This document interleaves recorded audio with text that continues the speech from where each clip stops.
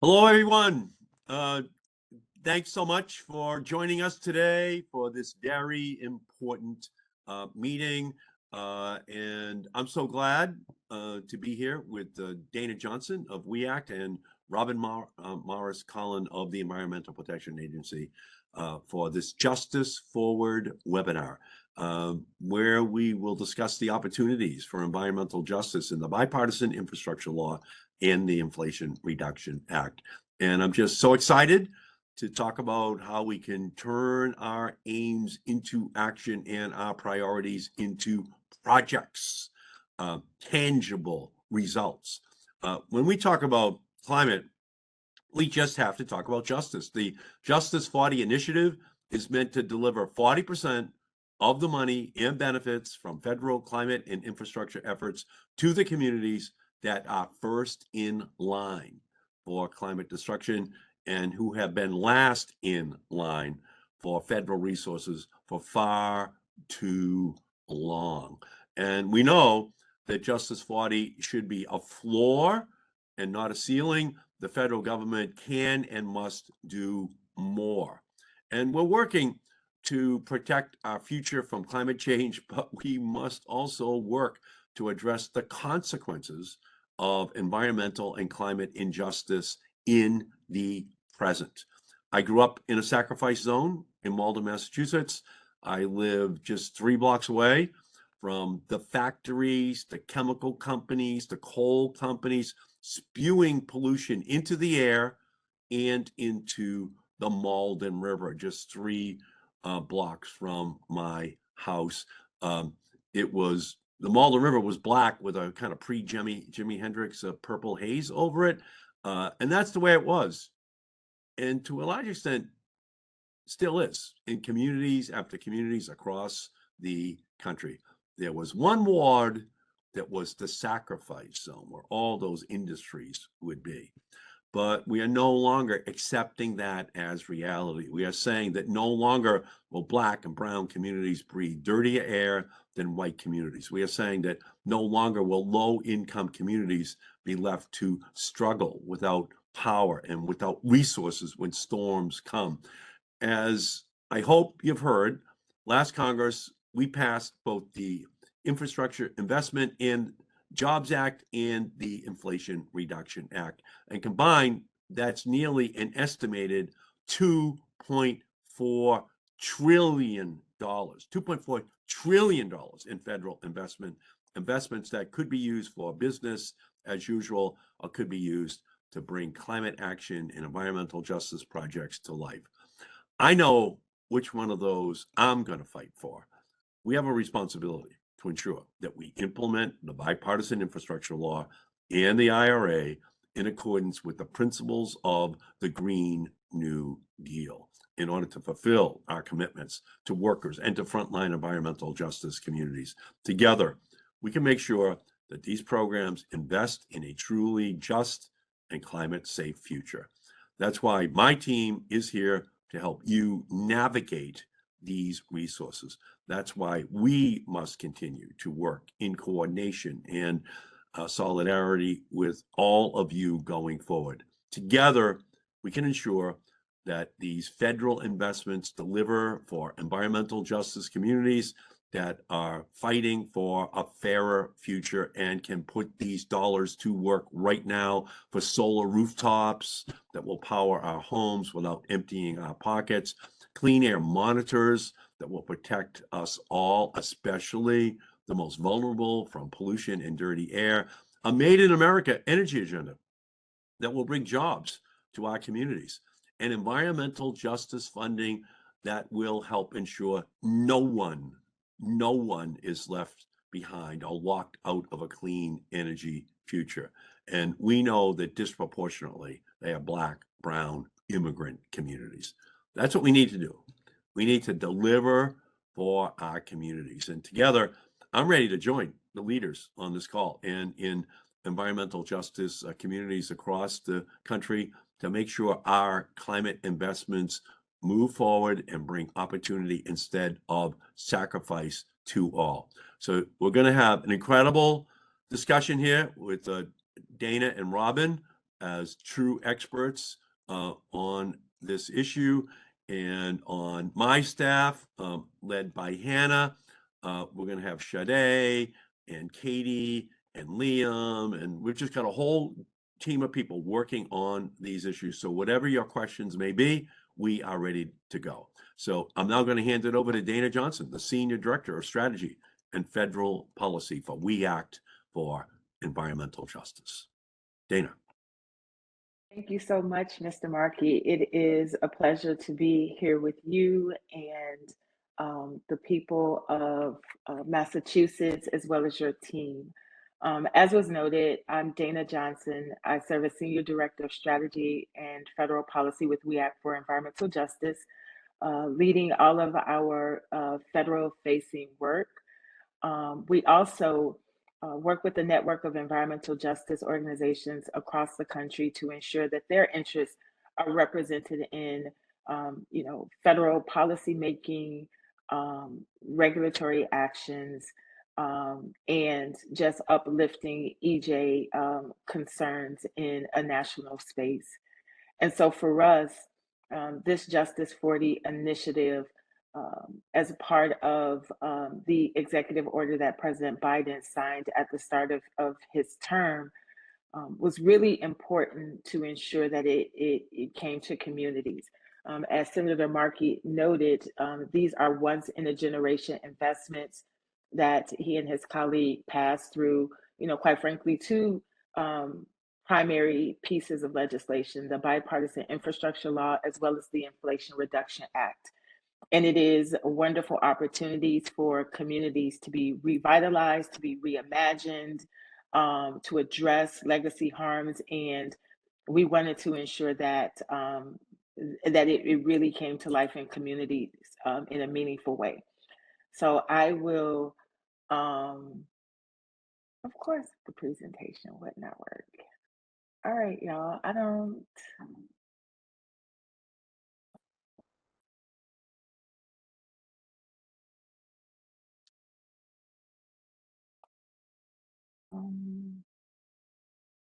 Okay, I might need some help, Team Markey. It looks like my video won't play on my end. Apologies. We'll get them up right now. Okay.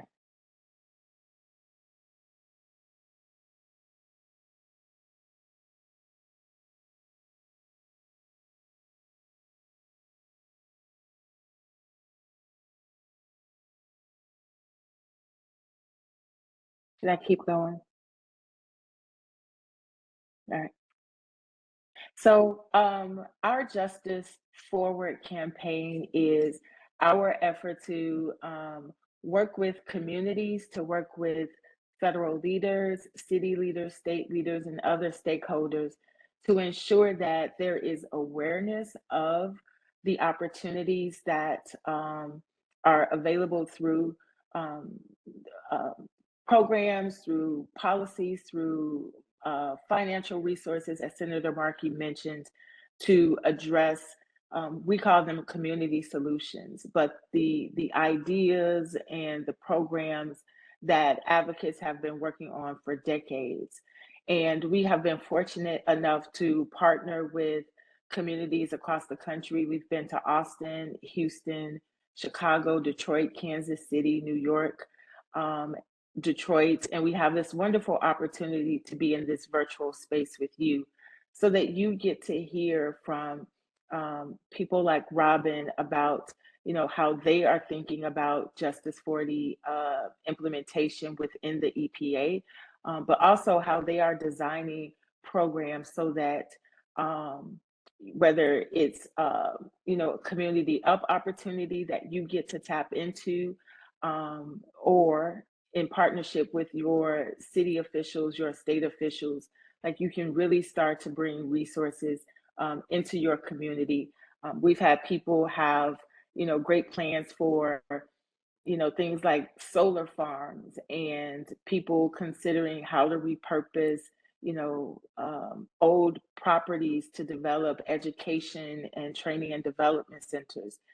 People have grand plans around how to leverage, transit expansion to create jobs and to support entrepreneurship, even like transit oriented um, development. And so we hope to have some of those ideas start to be sparked as a part of this conversation, and that if there are any questions that you could ask us from the advocate side, we want to be available to answer those. And so I think I think your slides are up, Dana, ready to go.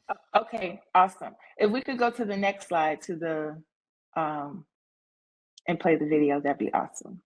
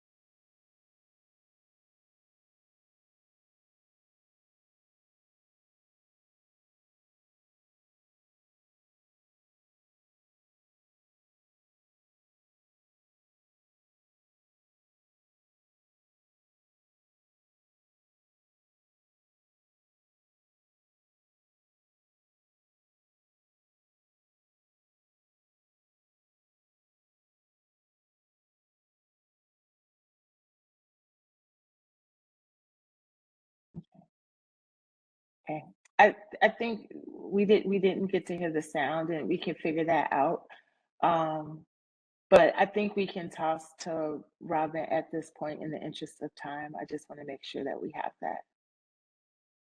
Okay, great job, Dana. Robin, Thanks. you're up. Thanks so much. Thanks, Team Markey. Thanks, WEAC. Thanks for all of the advocates who are joining us today, and specifically, especially Senator Markey. Thank you for your fearless and fierce leadership on this. We wouldn't be here today without you, and we're doing more than we ever have before because of leadership like yours. Although we have a long way to go, I'm deeply appreciative. So, speaking of slides, Team Markey, do you have mine or should I share? And if the answer is share, WebEx is a new platform, so I will do my best. I think they want you to share. Okay, let me give it a shot. Do I share in my webinar window? Can you see what I've got there? Exactly. All right, then. You can actually see something called Designing Financial Access. Not yet. It looks like right now what we have is your we're seeing your webinar window shared again. I would try share content, and we can also pull it up too, just in case. Okay, I'm going to do share content. Ah, got it. Now you can maybe see this coming your way. Yes? Success? Looks good. Okay, then. Thanks so much for allowing me to take a few minutes to tell you about what we're thinking about. This is the overview of what I'm going to talk about today, and that begins with the Thriving Community Technical Assistance Centers. We're going to, let me go back. I put up the acronyms because we speak a whole different language of acronyms, and sometimes that gets in the way of understanding. The TIC-TACs are Thriving Community Technical Assistance Centers. The CPRG is a Climate Pollution Reduction Grants we'll talk about. And the GGRF is a Greenhouse Gas Reduction Fund. So before I get into the depth of all of these, let me do a little level setting. First observation, communities know what they need. They've been telling us what they need for decades now. Particularly low-income and environmental justice communities have made it clear what they need. What they lack is access to capital. We do not lack vision. Our communities do not lack entrepreneurship. What we lack is access to the money. So with that in mind, when we received this tremendous gift of billions of dollars in the form of the bipartisan infrastructure law and the Inflation Reduction Act. When we got those billions of dollars, the first thing that my group, the Environmental Justice Program at EPA, as well as EPA as a whole, the first thing we thought was, how do we make sure that this money gets to the communities it is designed to benefit, low income and disadvantaged communities? I'm reminded of something I heard in church decades ago now. You cannot pour new wine into old skins. If you do, you can expect insanity. This is to mix the metaphor. But if you do the same things and expect a different outcome, that is insanity. So we said we have got to redesign the access to financial capital so that it reaches our communities. Obviously, what is in existence would only produce the same results were we to pour more money into that old skin. So we had to redesign the financial access model. And what I'm going to describe to you in these three programs is the result of taking a different approach to distribution of capital and access to capital.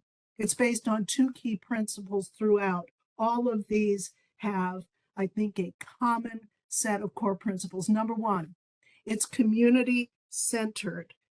All of these financial access principles and organizations and networking is based on community centered and two trusted partners, trusted partnerships, because we have to trust them to get the money to the communities we're talking about. So I've advanced the slide.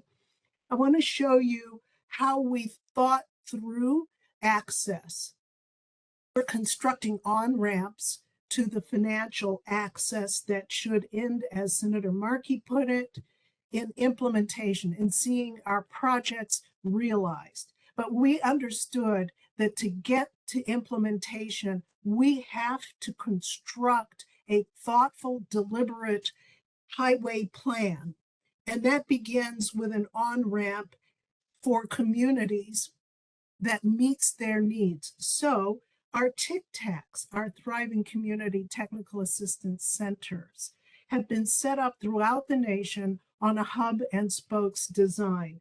These TICTACs will have hubs in every region of EPA, and in your region, in Region 1, that hub that's being set up is called the New England EJ TICTAC. The New England EJ Thriving Communities Technical Assistance Center. The primary recipient was the University of Connecticut. It has over a dozen, probably close to 20 partners in the region who will then set up our technical assistance centers, which are front door, ground floor, free advice on how to implement your dreams, your projects, your plans.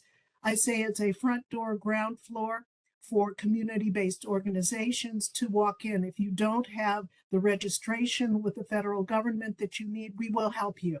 If you don't have a staff that writes grants for you, we will help you. And this is available to rural people as well, to rural mayors and council people in smaller areas who don't have a staff of grant writers. Come into our TICTACs. These are jointly funded with Department of Energy as well as EPA, and they will provide the navigation necessary for you to begin to implement your dreams. These are a front door, ground floor, no wrong door approach to creating an on-ramp to the next stages towards implementation, as you see on the slide.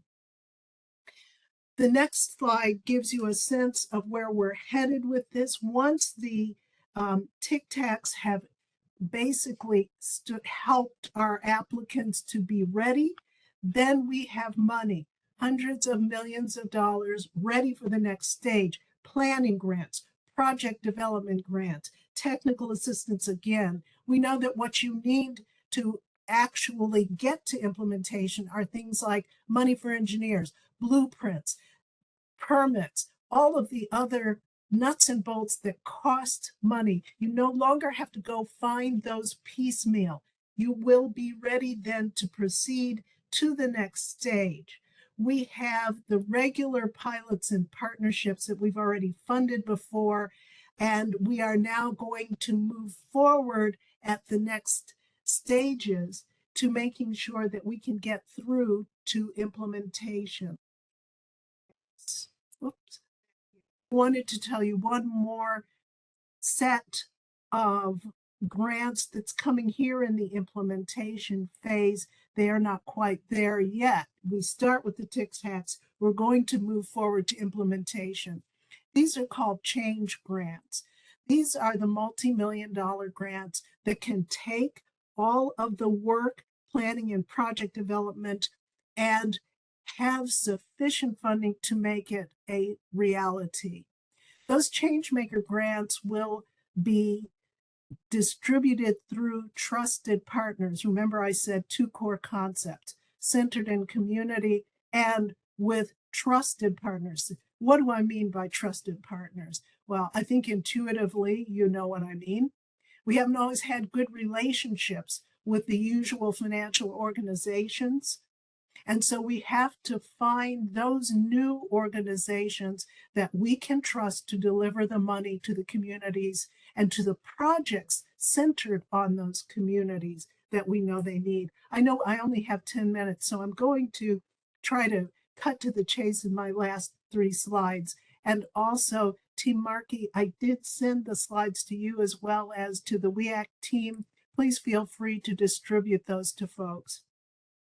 The CPRG grants are really a different approach, and this you'll see in the slide. The CPRG grants are framed as top-down. Those have to come through either states or, and this is the important or, doesn't have to necessarily go through states, but if states opt out, it can then work with the largest municipalities in the region to develop strong climate pollution reduction strategies. That's the CBRG.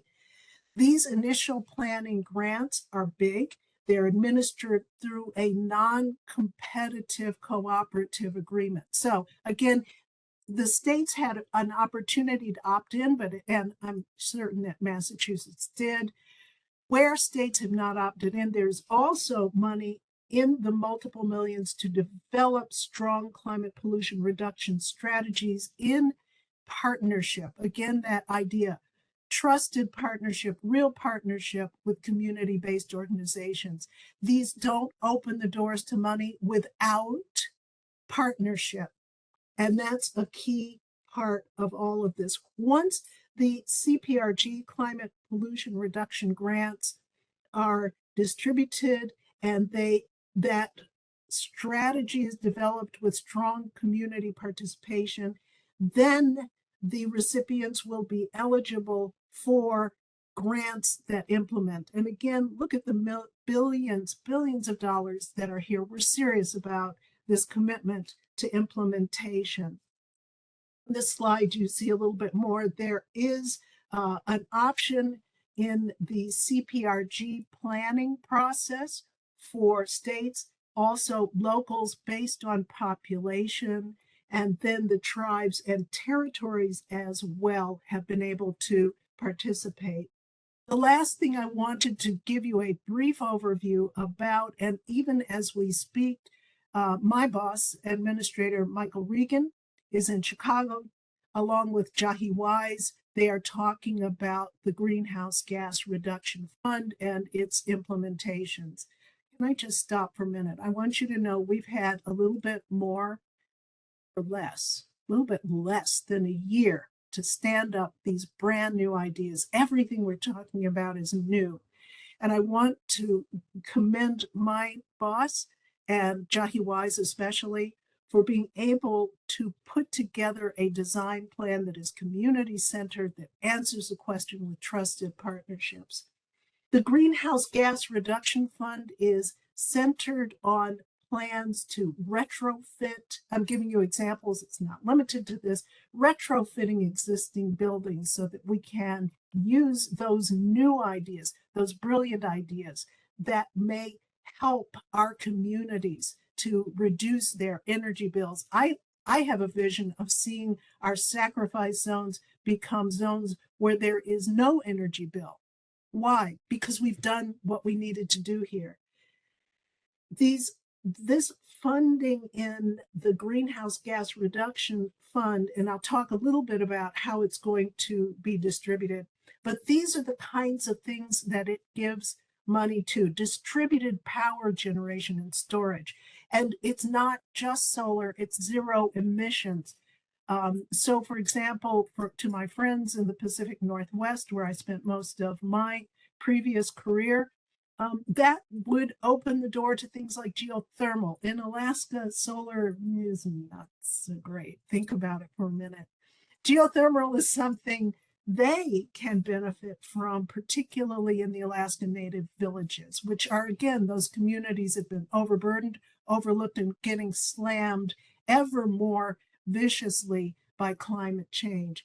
Finally, transportation pollution reduction, and the star kind of poster child for this are electric school buses, but there's so much more here. The idea in the Greenhouse Gas Reduction Fund is, again, to find trusted financial partners.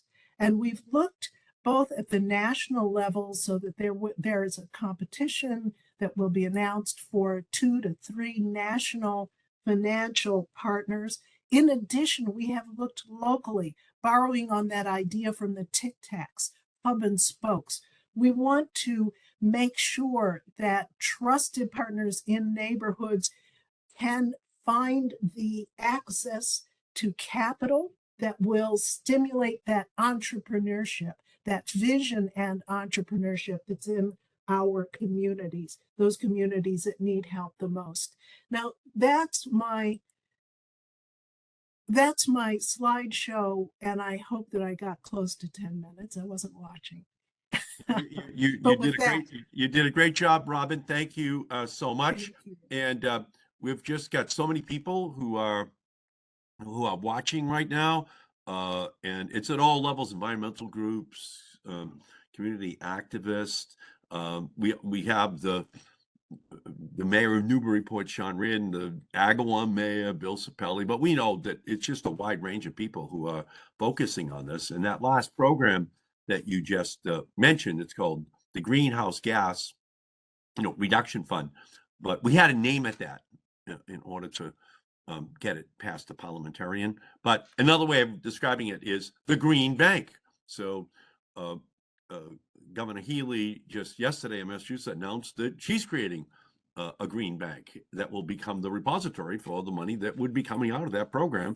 And again, that's something that I created along with Chris Van Hollen in the bill. That's $20 billion for green bank or banks, and another $7 billion for community solar, which so many of these communities are going to be looking at. So that's a lot of money on top of all of the other billions of dollars that you were just mentioning. And that's really what we're trying to do right now, is to disaggregate all of these programs so that people can focus upon what it is that they might want to take advantage of. So Hannah, Sade, I don't know how you want to handle it here, but how, or anything that you might want to add, but maybe we can just get into some specifics here. Yes, definitely. And thank you again, Robin, so much for that really helpful overview of the TikTok program and available EJ funding. I am going to share my screen here for our next set of slides, which will discuss a little bit about more additional grant and tax incentives from the Bipartisan Infrastructure Law and Inflation Reduction Act, which we chose based on the Massachusetts Environmental Justice Project survey we had sent out ahead of the webinar. And again, wanted to say thank you so much for joining today, all despite our tech issues. So to jump into it, I want to thank those who responded to our questions. We received around 30 responses from municipalities, schools, community-based organizations, and a lot of the projects that were included were building climate resilient infrastructure projects, electrifying and making buildings more energy efficient, from schools to federal buildings, deploying electric vehicle charging, wastewater management, stormwater management, eliminating toxic waste from it, air pollution monitoring, addressing heat islands, supporting farmers, and climate education. So as you can see, it's a really long list, but the top areas of funding, which we'll dive into a little bit deeper, were energy efficiency and electrification, job training and workforce development, and the third was clean energy. So while today's webinar will focus on funding opportunities related to these three topics, I want to note that there is interest in a lot of other areas, which I think we're more than happy to discuss at a later date. So let's get into it. So to start with the energy efficiency and electrification projects, here's the top line summary of the grant and tax incentives that eligible recipients can utilize. So to start, we have the low emission electricity program from the IRA, which would provide funding to the EPA to reduce greenhouse gas emissions from electricity generation. This funding can be used for education, technical assistance within environmental justice communities, as well as outreach to local and state government.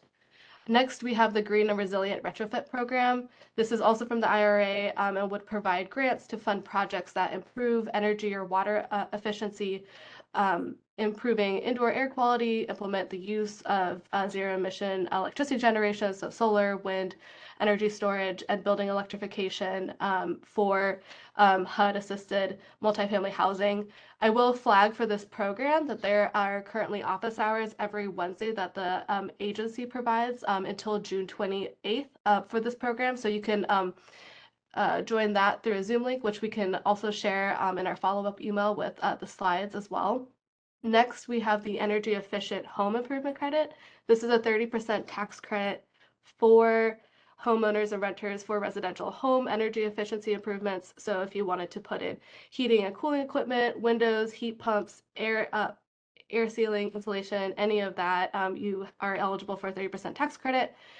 For commercial buildings, there is the energy efficient commercial buildings tax deduction, which would provide up to $1 per square foot for energy efficient improvements.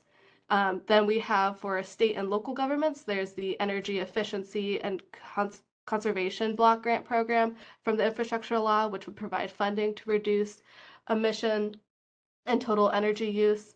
And then for schools, there is the Energy Efficiency Improvements at Public Schools grant, also from the Infrastructure Law, which would award competitive grants to make energy efficiency, renewable energy, and alternative fuel vehicle upgrades and improvement at schools. So lots of things to do, and happy to talk more of those in our Q&A section. But next we'll jump into workforce developments. And in terms of opportunities, there's the building, training, and assessment centers from the Infrastructure Law, which would provide grants to institutions of higher education, universities, to establish building training centers to education and train building technicians on implementing modern building technologies. For nonprofits, there's the Career Skills Training Program, which would award grants to pay for students to get classroom instruction and on-the-job training for installing energy efficient building technologies.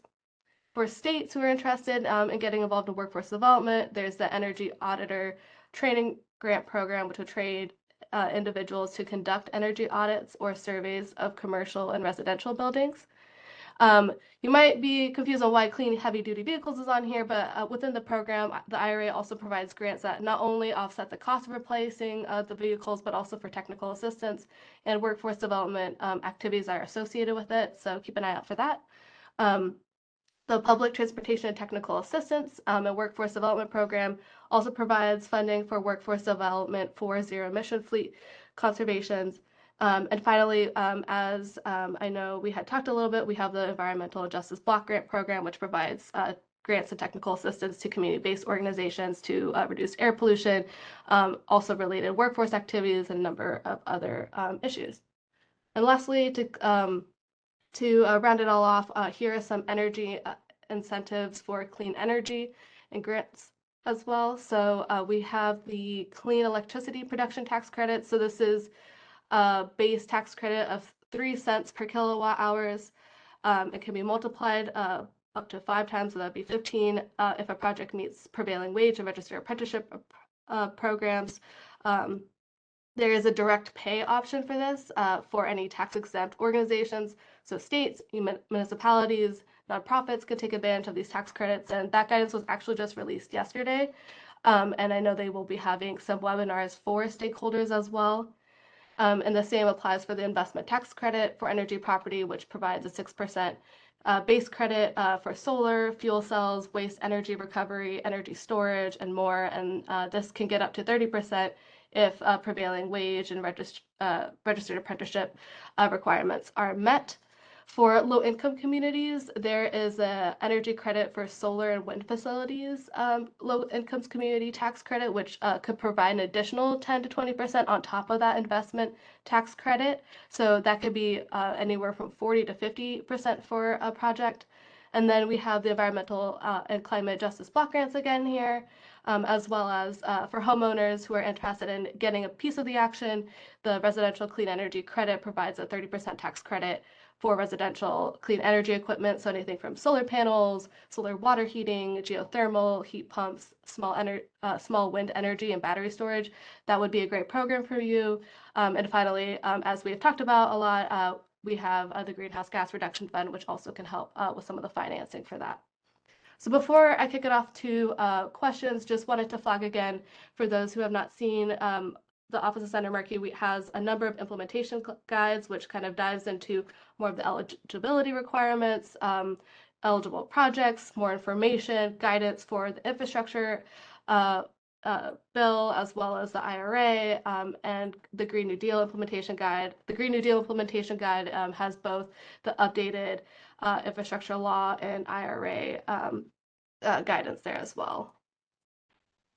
One other thing we wanted to flag, since the EPA TICTAC programs in Region 1 are still getting stood up, we wanted to provide kind of a bridge and being a place to go for additional information. So we will be providing virtual office hours once a month. So the first one will be on June 23rd from 10 a.m. to 12 p.m. This can just be a place on Zoom where folks can join, and hopefully some of us can at least point people to the right direction on where to find more information. So for more information on that, feel free to email me, Sade Nabahi, or Katie Morfill down below. And then here's just a quick overview of the Treasury guidance, which I had mentioned on direct pay. So on Wednesday, Treasury had released guidance to help states, cities, local governments, nonprofits to take advantage of the tax credits. This is the first time, that these entities are able to take advantage of tax credits. So it might be a bit of a newer subject. And so there will hopefully be a number of briefings, but the next one is on Thursday, June 23rd. And then for more implementation questions, feel free to email us all.